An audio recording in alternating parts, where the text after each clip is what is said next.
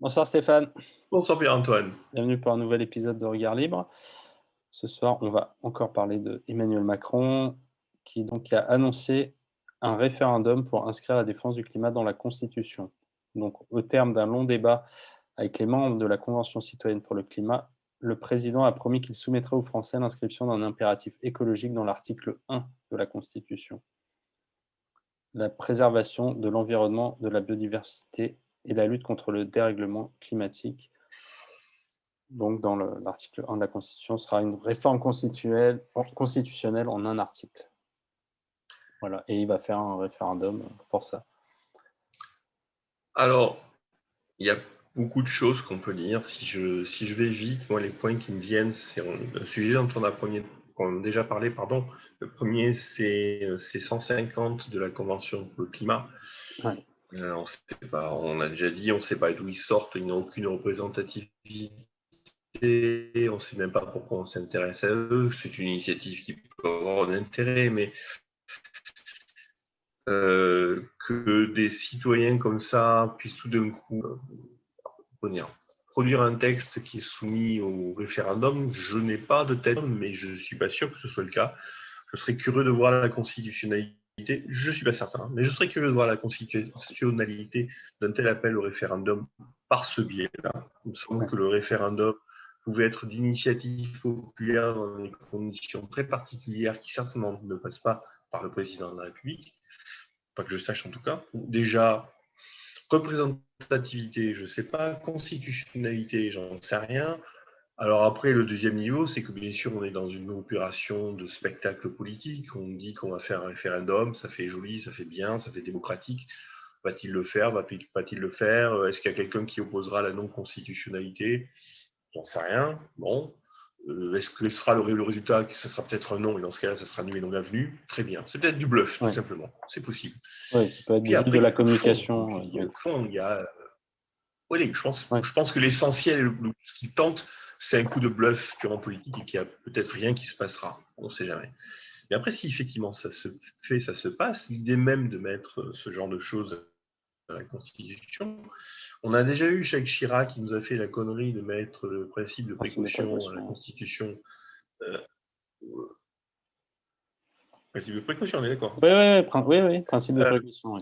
Voilà, qui a pour résultat de nier l'existence du risque et de devoir gérer le risque et non pas de le refuser. Principe de précaution, c'est ça. Ouais. Là, on va plus loin, puisque je t'ai entendu parler de préserver l'environnement ou la nature. C'est lutter contre le dérèglement du climat. Donc, oui, ok, ce qui ne veut encore plus rien dire, mais je ne vais même pas me parler du climat, tu vois. Moi, ce qui me gêne vraiment, c'est qu'on puisse mettre dans la Constitution quelque chose qui va dans la préservation de la nature. Pour une raison de fond que je dis toujours quand on parle d'écologie, l'écologie, ce n'est pas préserver la nature, ce n'est pas possible. Pour une raison simple, l'homme a besoin de vivre. Pour pouvoir vivre, il a besoin de se nourrir. Pour se nourrir, il a besoin de manger. Que ce soit des légumes, des végétaux ou des animaux, il est obligé de prendre sur la nature. Et donc, par définition, le simple fait de nourrir transforme en permanence la nature. Vivre, l'humanité qui vit transforme la nature.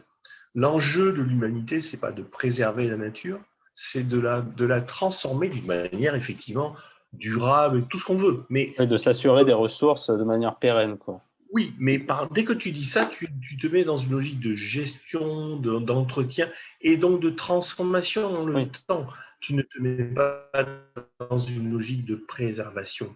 Si demain on préserve et que demain l'humanité passe de 7 milliards à 10 milliards, on pourra stupidité profonde. C'est un discours démagogique d'écolo qui n'a rien compris à l'humanité. Mettre ça dans la Constitution, c'est de la porte ouverte à des choses qui peuvent être très très graves. Au-delà de tout ce que j'ai pu dire par ailleurs, et qui vont encore plus loin potentiellement que le principe de précaution. Imaginez de devoir préserver la nature, c'est nous figer dans une situation alors que l'humanité a besoin de continuer à évoluer, ou simplement de se nourrir. Donc, si tu vois, je ne vais même pas dans le climat, machin, c'est préserver la nature, c'est ne pas avoir compris l'écologie.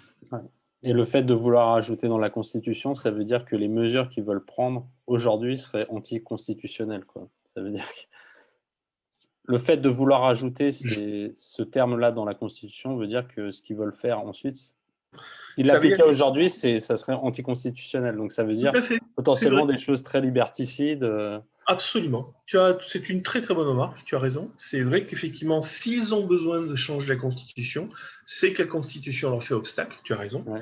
Si la Constitution leur fait obstacle, c'est par définition, déjà qu'elle n'est pas très respectueuse de la liberté, cette Constitution, mais ça veut dire qu'ils envisagent effectivement, c'est une très bonne remarque, je te remercie, qu'ils envisagent des mesures qui sont encore plus liberticides que la Constitution peut aujourd'hui autoriser. Ouais.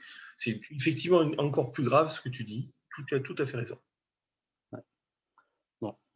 Bah, ouais. Et bien sûr, notre cher président trouve ça normal, c'est fantastique, et 150 pingouins sortis de nulle part, qui envisagent des choses qui peuvent être à ce point liberticides. Qu'est-ce que tu veux dire pareil? Décidément, un président qui marquera son temps, je pense. Voilà, voilà. Ok. Bon, bah, très bien. Merci. Mais je t'en prie. Merci.